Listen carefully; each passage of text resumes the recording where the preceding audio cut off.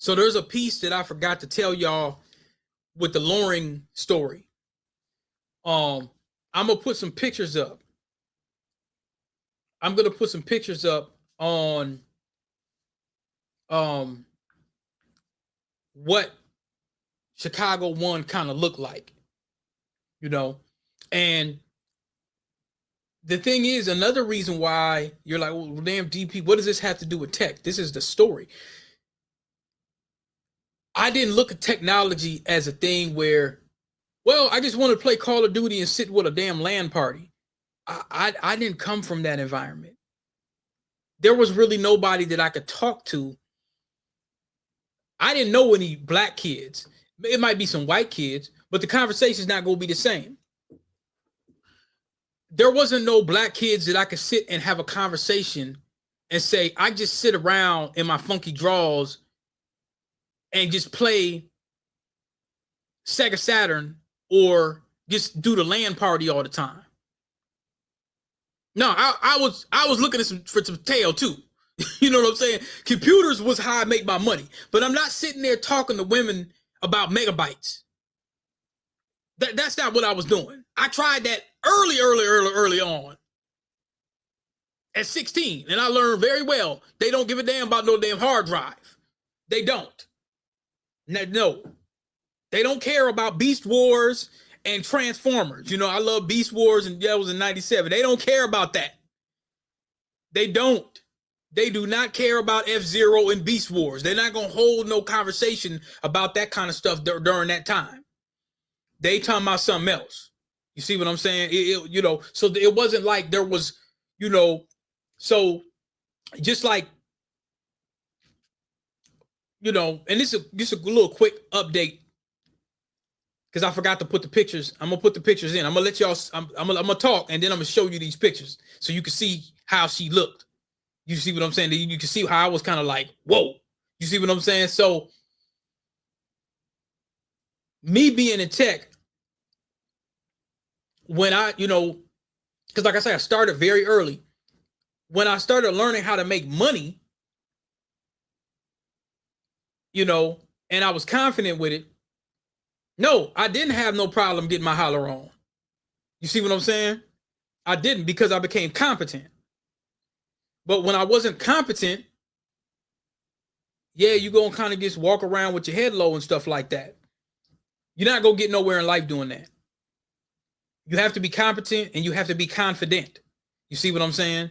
You don't have to be arrogant, but you just have to be competent and confident. And you have to have something that a woman could offer, something that they could aspire to, something they could learn to.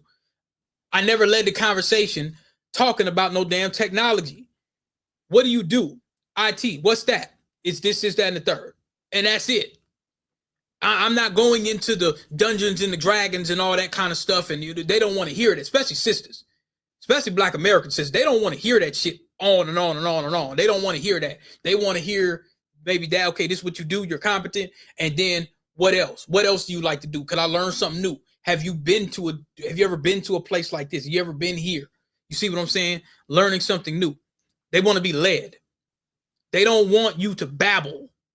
You see what I'm saying? Especially if you don't have a track record. They don't want to hear that shit. They don't. So, but anyway, you'll see when I show you these pictures, you can see where I was kind of like, well, damn. You know what I'm saying? So, yeah. You know, that's part of the story. So I'll add this on.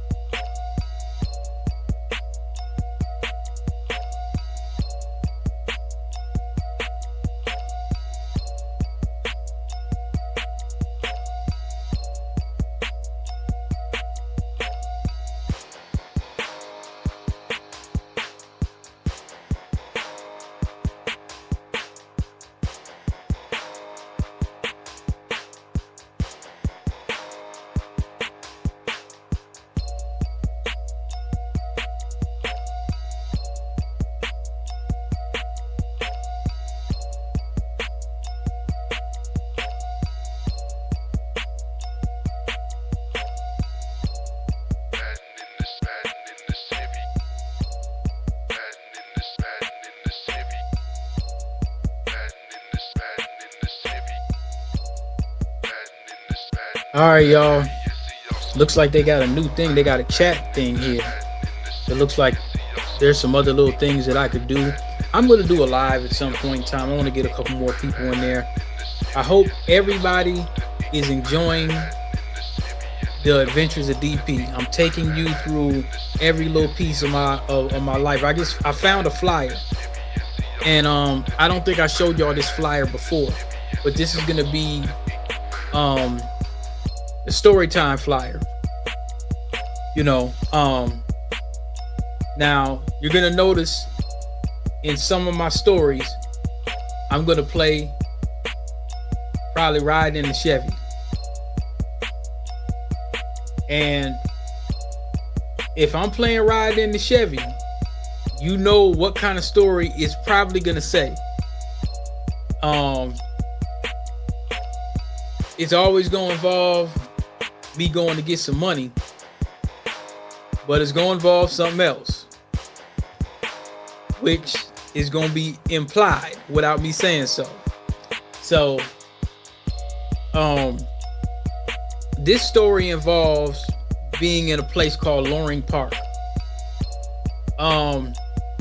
It's a small park that's close to downtown Minneapolis. You might as well just call it downtown Minneapolis. Turn down my mic a little bit. I might have to get a new mic. I need to upgrade a couple more new pieces of equipment. I mean, it's good. It still works and stuff like that. But I think what I'm going to do is I'm going to zoom in and show you where Elliott Park is at. This is going to be maybe a shorter story time. So let me go ahead and get y'all over here.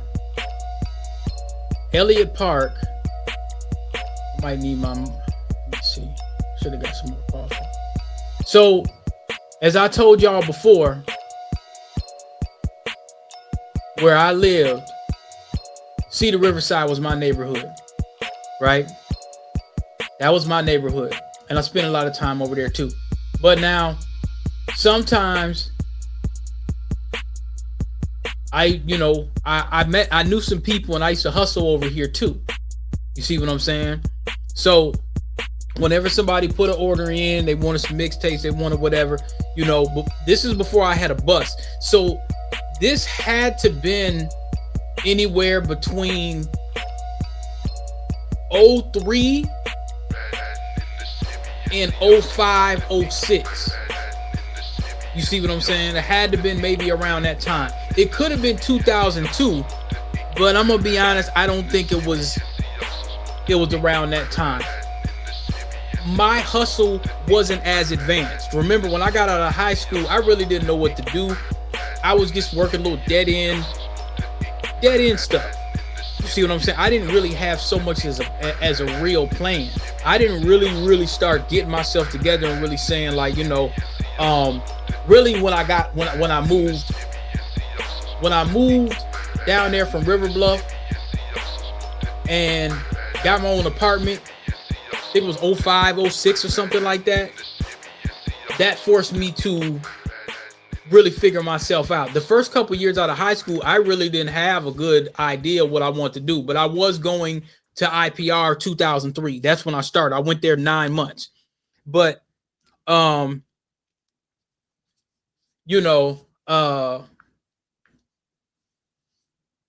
anyway, so I knew some people that was it over here by Long? No, it was down a little bit more. So let's see. First, that's 38. So let's go a little further. It's not Longfellow Park. Let me see here. So down around here, I think it was. Because our shop, okay, look, our shop was, here's Minnehaha, right? So our shop was on Minnehaha.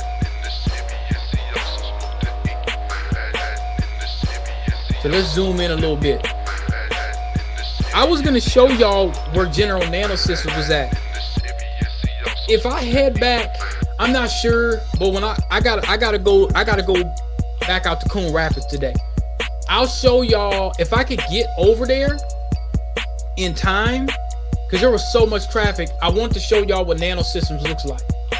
So, just as a county road is this? Oh well, hell, this is okay.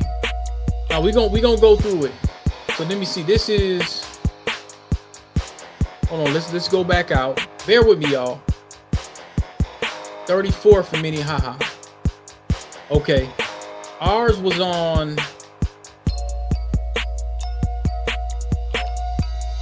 Okay. All right. Okay.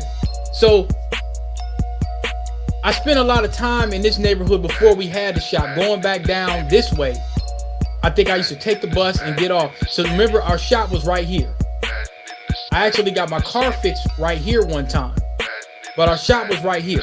So there would be like a lot of females that used to live here, and it'd be dudes that be hustling around here. You'd have niggas be selling weed and stuff like that, and they be driving, so they come by and they get mixtapes and CDs and this, that, and the third. So this is Minnehaha and 35th. That's where we had the shop from 2009 to 2010. This is where I parked up. I parked right there, and my homeboy told me I had a piece of shit car, which really hurt my ego. Everybody in the shop was laughing. They thought it was hilarious. It was totally hilarious. So let's go down the street here, and let's see if we could go down to 42nd. Let me see. If I gotta go down, you got to go way down there. But there was, I'm not gonna say her name, but it was this female that I knew.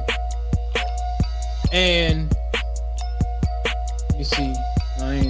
There was this female that I knew, and I knew her whole family, because I started kind of going over there, hanging out and stuff like that. We wasn't really doing nothing, but they all bought CDs and mixtapes and stuff from me for a long period of time. Eventually, they start coming up to the shop. But they bought CDs and mixtapes from me for a long time. They supported me for a very, very long time. And this is 38th right here. If you go down 38th, way this way, you'll end up in, you're gonna end up in the hood. But this is kind of it's not really hood. It's just a lot of hood shit be going on over here. So I guess you consider that. But no, this Minnehaha is pretty decent. There's a lot of memories in Minnehaha. So let's go all the way down. Let me see if I can keep going. Bear with me right now. Bear with me. It's a lot of apartments over here, but it's a lot of residential areas. I'm gonna drive down here one day too, and I'm gonna give y'all a sneak peek. Damn, how far do I gotta go?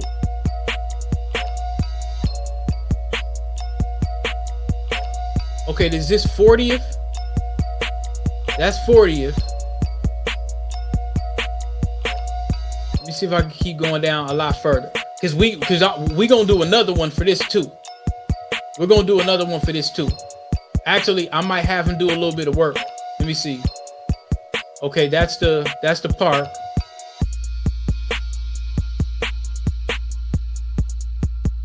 A lot of memories down here. Okay, bear with me, y'all. Just bear with me. It's story time. So what is this? This is 42nd. So I think it was around here. I think it was 42nd. I'm not sure. I think it was 42nd. But her folks used to live over here. And if they see this video, they gonna know. They gonna know who I am or whatnot. They ain't tripping. Let me see if I go a little further, and I'm gonna tell y'all why I'm going a little further in a second. Wish there was a way to. Nah, I might have went too far. I might have went too far. Let's keep going. We're gonna keep on going. Keep on going. I probably went too far. Let me see. I probably went too far.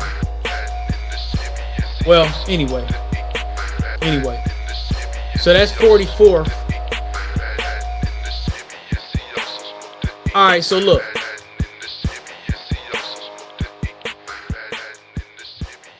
So I used to hang out Now, eventually, if you keep going down here, you see how close St. Paul is and the airport and all that kind of stuff. So the area right here is decent. It's decent. You know, there's a considerable amount of black folks that still have property over there, you know, in that area. You see what I'm saying? Now, when you cross this bridge, Highland, McAllister, oh, it's big money over there. Matter of fact, anything on West River Road right here, oh, it's big money over there. It's big money over there. Matter of fact, I'll zoom in and show you some of the cribs over there. It's matter of fact, I ain't even gonna get into all that. Just take my word for it. It's big money over there, man. Tickets, big money over there. So what I ended up doing, like I say, is at that time, I don't think I was doing a lot of computer repair. Not so much. It was mainly mixtapes and stuff. Mainly a lot of CDs at that time. So this had to been maybe 03, 04, 05 or whatnot. So I was still, you know what I'm saying? I hadn't perfected my craft to a certain degree. So I think that was around that time. I know it wasn't 07 because 07 I would have been 06, 07, especially like 06, 07. I probably would have been working on computers even a lot more as a business for myself. But I will be doing it pieces. I'm trying to put all the pieces together. I always was working on the stuff, but like, here's a car. This is what I do. That I wasn't known for that entirely, for a while, because I had to build up my skill set and confidence. So now I know that I did not have a car. So a lot of times I hop on the bus. I can't remember what bus it was. I don't know if it was the 7 or it was some bus that brought you down Minnehaha. So I probably was living I could have been living in Cedar Riverside at that time. But then again, I could have been living on Minnehaha. I don't remember. But I probably was living on Minnehaha, then caught the bus down there, whatever. I can't remember how I was getting down there. I know I was taking the bus. And then I get off and I can't remember what bus it was, but I remember taking the bus. That's what I remember. So I met all her cousins, and she had a lot of girl cousins, and they were all from Chicago. All her family was from Chicago. Real good people. I ain't seen them in a long time. I would love to see them again, like, you know what I'm saying, and kind of thank them, you know what I'm saying. But one of them started kind of hollering at my homie.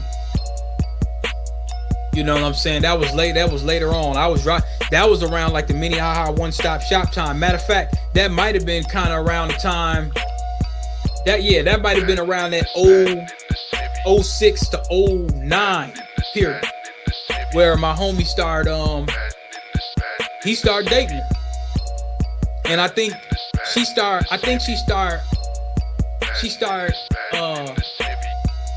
she met him through me at the shop, or kind of around that, you know what I'm saying?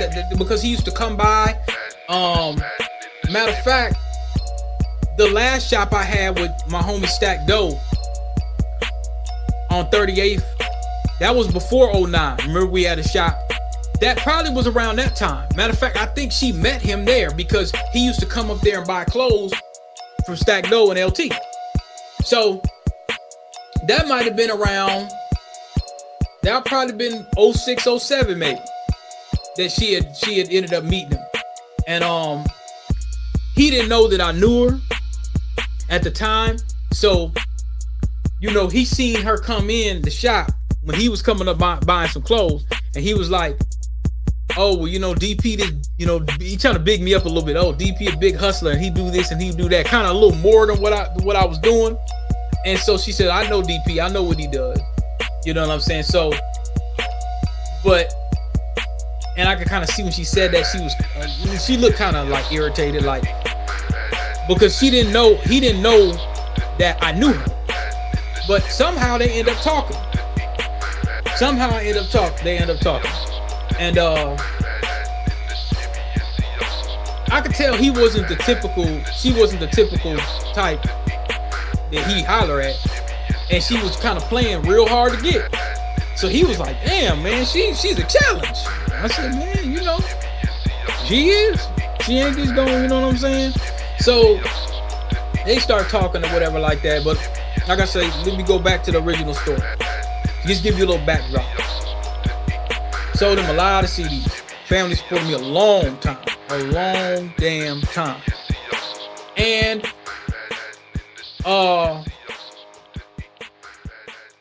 I met one of her cousins.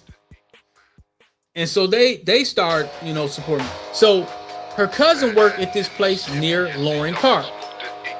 Now, we got to go back kind of downtown a little bit because I got to find it. So it's down here. That's Elliott Park. Okay, so we go down here. And I'm going to tell you exactly where it was at. This is where I used to go. And I might go down there one of these days so I can just show y'all. So it wasn't Oak Grove. I was looking for it the other day. So it's on West. Okay, here's Loring Pond right here. Loring Park is a place. They usually have the Pride down there. So a lot of niggas don't really go down there all like that. You know what I'm saying? But that's where all the Pride, it's very LGBT friendly, right? You see what I'm saying? It's very LGBT friendly. And I'm not saying everybody down there is LGBT. I'm saying that that's one of their known spots. Like they got a lot of little bars. If you're not LGBT, you won't know what bars is which. You see what I'm saying? Unless they got the little flag. But what I'm saying is that is a place that is known for the Pride Week. The Pride Week, I got to put it back on the thing. The Pride Week, Pride Month, and all that. They be doing all that around here, cherry and the spoon and all this kind of stuff right here. You know, that's a big thing, right? So what I would do, this says Oak Grove, okay, Clinton. Now, I don't know how, I can't remember. I would take like the Nicollet Avenue bus. All right, so let me zoom in a little bit just so y'all can kind of see. I will come on West 15. All right, now let's go down here. I'll walk past here. Now, you see what I mean? Here go the little, they got the big Pride right there. You see what I'm saying? So she worked in this building. So every time her cousin wanted to like place an order and wanted something, she worked in this building. It was this building or it was one of these buildings, but I think it was this building. She was a security guard. So I would deliver. I'd walk down the block. I go all the way down here. And it was a nice walk, which is crazy because my health was much better back then. So I'd walk all the way down the block. It's not too far from the convention center. And go all the way down here. You see what I'm saying? Way, way, way down here. And I'm going to tell you where I used to catch the bus at. And a lot of times I used to meet people here. Nicollet, and this is Nicollet. Nicollet, when I used to be over there in Cedar Riverside, or when I lived before Cedar Riverside. Now, when I lived on Minnehaha, I didn't really come down here that much because I was kind of getting into the point where people will start driving. They start coming to the house, dropping off computers, doing stuff like that. I did a lot of the stuff at the crib on 2740 Minnehaha. I'm gonna have to do a story time for that. So I was in a centralized place on Lake Street. I could walk up. If I need to go get some money in St. Paul, I could hop on the 21. You see what I'm saying? If I need to go up Lake towards Uptown, I could do that. If I need to go to Micro Center, I hop on the 21, go all the way up Lake Street, and then hop in a cab somewhere, or transfer as far as I could get to Highway 100 Micro Center, and then do the same thing. You know what I'm saying? Take a cab back to Lake Street or whatever like that, and then hop on the 21. You see what I'm saying? That's the kind of stuff we would do. I knew some people over here used to shop with me. So this little area right here, a lot of these little apartments and stuff like that. You know what I'm saying? So, but that's what I would do. I would hop on the bus right around here, hop off the bus, and then walk down there. That's what I would do. You see what I'm saying? So, getting to the story. I noticed when I started bringing her a lot of the CDs and stuff like that, she always be grinning or whatever. And she had this big, bulky, it was a big, burly, bulky, you know, and she looked real studdish, you know what I'm saying? Kind of like with it on. Not saying she wasn't a stud. I'm just saying it gets looked, because she had the security guard gear on. She looked, I really couldn't see what she really looked like. And I think one time I must have came, I don't know where she stayed. I think she lived a couple blocks down here or so. I can't remember. But I think I came by the house and I came by the house and I think I delivered some CDs, or she was at her other cousin's house, because they had a bunch of cousins. They had a whole bunch of girl cousins. And they were super cool. They're all from Chicago. Well, the one I knew that stayed over south, the one I was telling you about that was dating my homie, she wasn't from Chicago, but all her people they were all from Chicago. So when I came by the house one time and I was delivering some mixtapes and whatnot, I think they were asking me some tech questions or some stuff like that, and that too.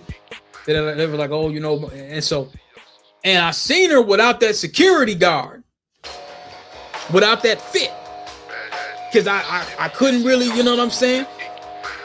Man, I didn't know what I had been missing, because a lot of times she kept looking at me and she always be smiling and stuff, but you know.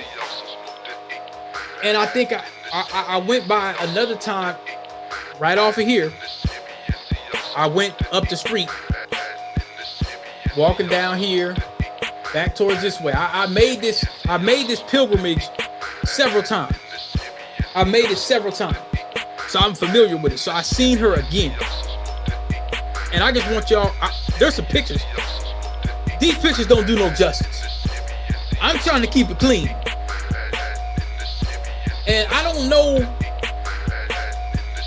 And see, this is where I was telling y'all, and this gets into the confidence game.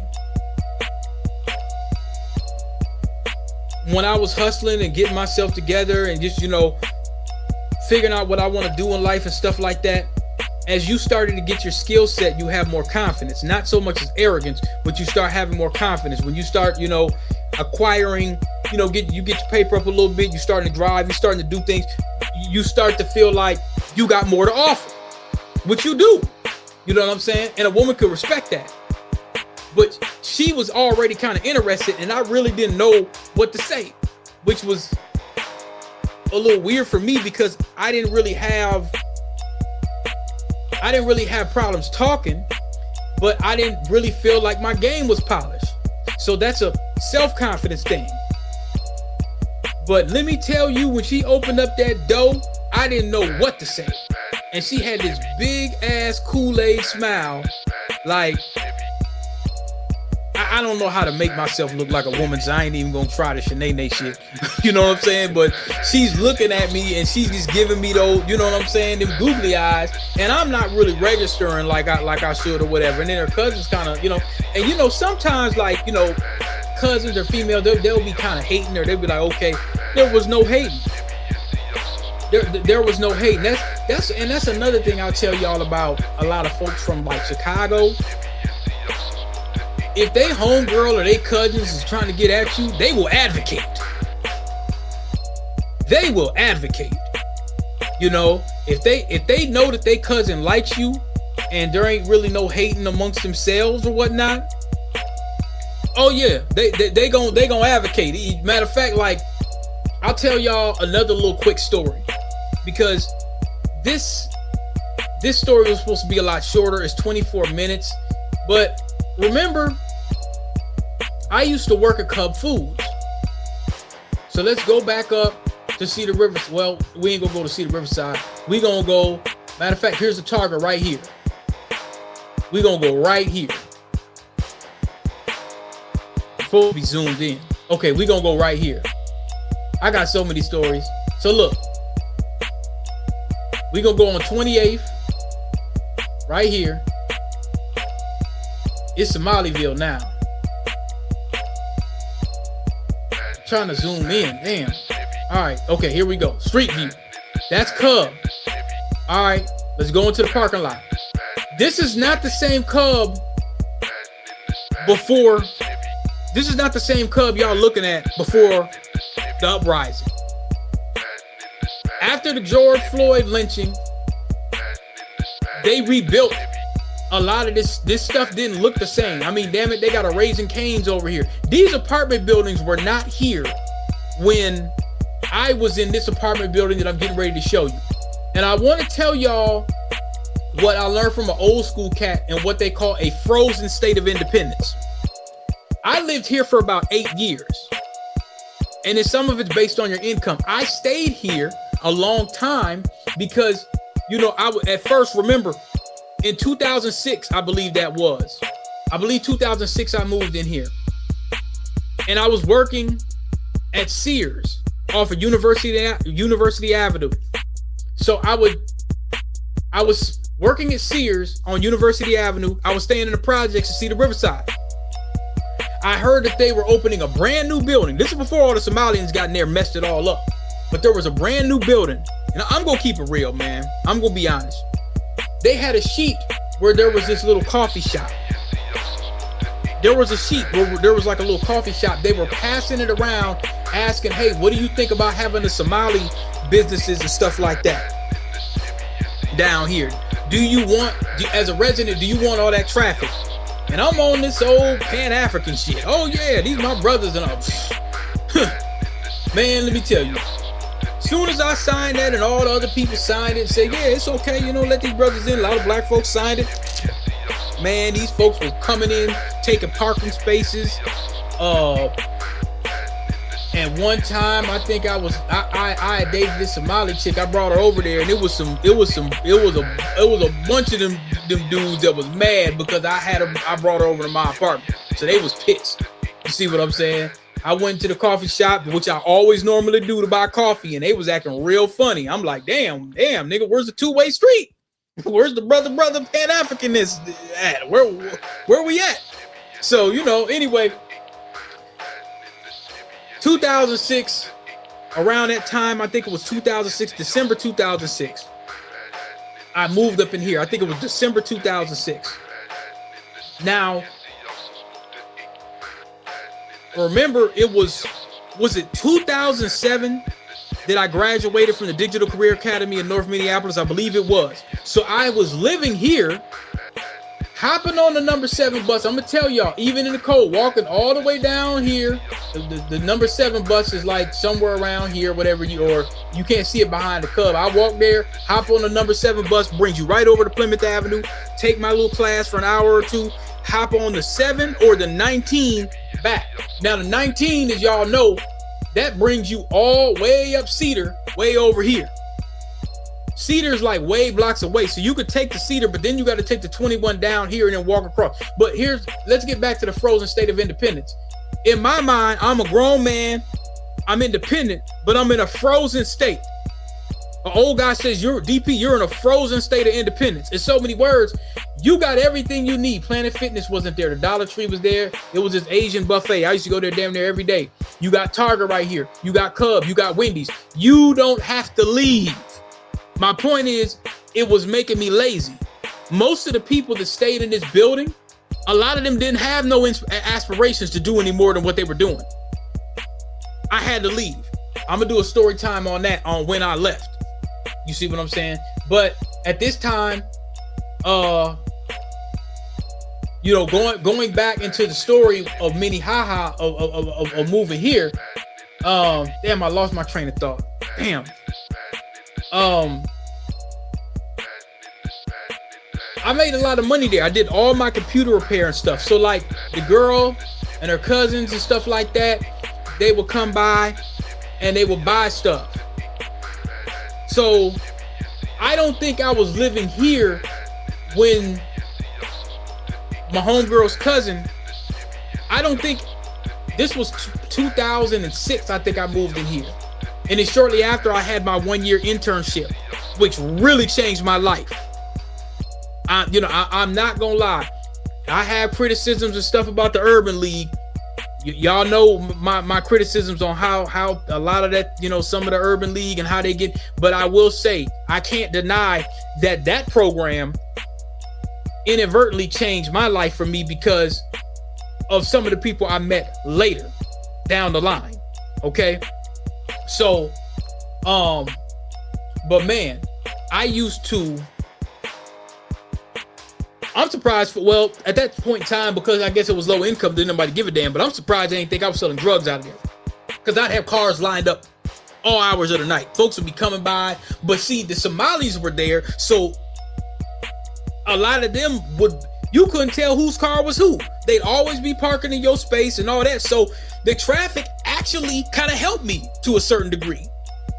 I wasn't really knocking they hustle or whatever. I was like, damn, don't park in my spot. So I had to park in underground parking eventually, because I was there a long time. So in 2011, when I started working on Burnsville, remember I told you the Burnsville story, I eventually got a Grand Marquis. I'm going to post that in a story time on its own. Y'all going to get a story time of that, because that might be a 2-part series, because 2012, 2013 is when me and Stack Doe started recording our album. We were doing an album, and 2013, 2014, that's gonna have to be a story of itself. So 2012, 2013, and 2012, there's gonna be a couple parts for each piece, and I might come back and do updates for stuff that I remember. That's another thing that I was thinking about doing, is giving updates, because if y'all like the stories, this is the Adventures of DP. This ain't gonna stop. I'm gonna keep giving stories, So, yeah, I made, I used to sit there and remember, before I moved here, Big Earn sold me a DVD duplicator. So when I was in the projects, I had a DVD duplicator for a lot of the Smack DVDs and the mixtapes and all the stuff I was making or whatever. So I had that up in there. So, like I say, when I met my homegirl's friend, I'm gonna call it Chicago 1. When Chicago 1, when I seen her, I'm trying to jog my memory. This must have been well before when I lived here. It must have been well before, because when I lived here, my confidence was starting to get up.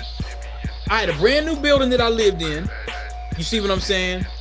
My confidence was starting to get a little higher, because I started doing a little better for myself. So I was here. I think I stayed in here in 2006. I left 2014. So I was there about 8 years. I was there about 8 years. You know what I'm saying? So, when I was working there, I was getting some good contracts at the time. I was there and I felt like I overwhelmed my stay. Somebody broke in my car, man. Somebody broke in my time machine. So I'm gonna have to make a story time for that. I might do that today, because I feel like I'm on fire right now. I got my coffee. I got my iced coffee, but I might do that today. Otherwise, I'll do another story time. But yeah, I went over a little bit, but no, man, let me tell you. Another thing I think why I didn't talk to her is because I think during the time, I think she had a kid, and I wasn't really sure on how I'll be able to, when you young like that, like the age that I was, a well-mannered, very well-mannered child.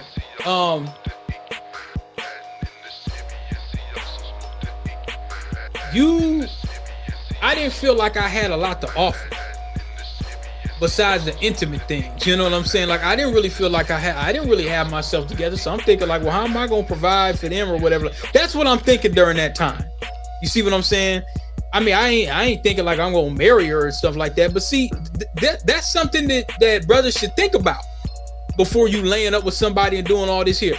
But in reality, in her mind, she probably was like, she had a bum ass baby daddy, or what she wasn't with the dude, so he wasn't providing. So she probably looked at me like he might be able to do something.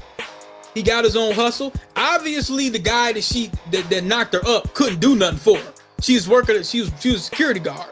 You know what I'm saying? And not to say nothing wrong with a security guard, but she got to do what she got to do to take care of her child. But me, I'm thinking like, oh, you know, I don't know how, I don't know why she had the googly eyes. So I don't know why, but I think it was that security guard suit that kept throwing me off. You know, the security guard suit threw me off so much to where the attraction wasn't there. But then when I seen her with that security guard suit off, I said, man.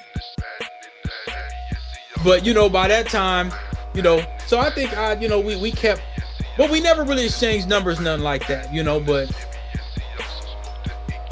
maybe I could have took a ride on a roller coaster a few times, but you know, that's for another story. So, but no, we didn't, you know, like I say, I would love to see them again.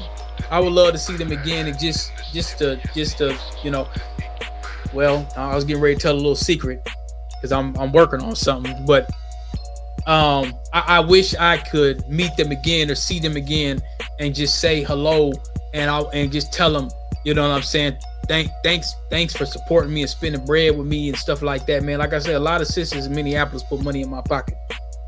When, you know, when some dudes too, the brothers too, a lot of dudes they penny pinch and figure out a way to avoid paying. Anytime there might have been one or two situations ever that a sister was like, man, I don't want to pay, or you know, or something like that. 9 times out of 10, man, the sisters was paying. No hesitation, none. Fix my computer. You know what I'm saying? Oh, you charge $100? That's it. A lot of times, that man, I'll pay you. Hey, you want something to eat? You want something to eat, baby? I'm like, well, not really, but you know, I used to have situations like that. You know what I'm saying? There was times, man, I probably shouldn't say this, but man, there was times where I used to go over to people's houses and I used to fix computers, and the sisters always most of them had kids, and I fixed their computer, and it might be their dude that might be there, and I could tell they're like, man, what I got this nigga for? I could kind of tell sometimes where, you know, the dude is looking at me like, you know, and I understand, I get it, but I could kind of tell they're like, he's going somewhere. Why am I with this bum ass nigga? You know what I'm saying? I could kind of tell, because sometimes I would get calls afterwards and I kind of be like, okay, what does she want? You know what I'm saying? I said, I ain't breaking no happy home or nothing like that. But there's been some times where I ain't gonna say, but man, there's been some times where, man, where I could tell they were kind of like, man, I'll trade this nigga. You see what I'm saying? They may not have been happy with the, you know, I don't know, but there's been some times where dudes was offended I was there. They tried to lower the price, didn't want to, you know what I'm saying? Not the women was trying to pay, but the dudes was kind of like, they ain't want me up in there, because it's kind of showing them up, especially if they wasn't on their business. It kind of showed them up. That's how, you know, but you know, a lot of the times, majority of the customers, it was, you know, they were single or whatnot. But yeah, I done had some, you want to, you know, especially if they mama was there. A lot of times they mamas was there, or they aunties. Hey, you a nice looking young man. Are you single? They'd ask stuff like that, and I'd be like, yeah. They would, and the mama would be like, hey, there you go. Yeah, he going somewhere, you know, because mamas know the nigga that knock you up, he ain't going nowhere. That's why you're in this little small ass apartment. This nigga over here, he might be able to put you in a house. So, you know, sometimes the mamas would be kind of advocating, and half time I fix the computer and be like, oh, well, you know, I'm all right, you know, I'm cool. You know what I'm saying? If they was fine, I might take the number. But a lot of times I used to just meet women just off the strength of me doing that. Mixtapes, some crackhead nigga done sold them $1 CD. I'd be like, look, oh, well, how I know it works, or how I know this going on, how I know you gonna do this and fix your computer. I'll give you one on the house. Hit me up. Here's my business card. Oh, you do PC repair? Oh, okay. Sometimes they used to happen. Women be like, hey, I'm calling you. I'm calling you tonight. I'm like, well, damn. What we drinking? So, you know, I mean, I used to meet women like that sometimes a lot. So When y'all hear that ride in the Chevy music, you know what kind of story this is gonna be. Hey, we gonna go ahead and knock this out, man. I appreciate y'all listening, man. So, like I say, I'm gonna get a story time just for this. Just 20. The next story time for this is gonna be called 2740 Minnehaha. That's gonna be the story time specifically for that. So I'm gonna go into another story time. I'm gonna keep cranking these joints out. Like I said, y'all ain't never met no IT professional with no stories like this. Most of the time, you just gonna get the corporate nigga shit. Ain't gonna be over here. So, riding in the Chevy, part 2.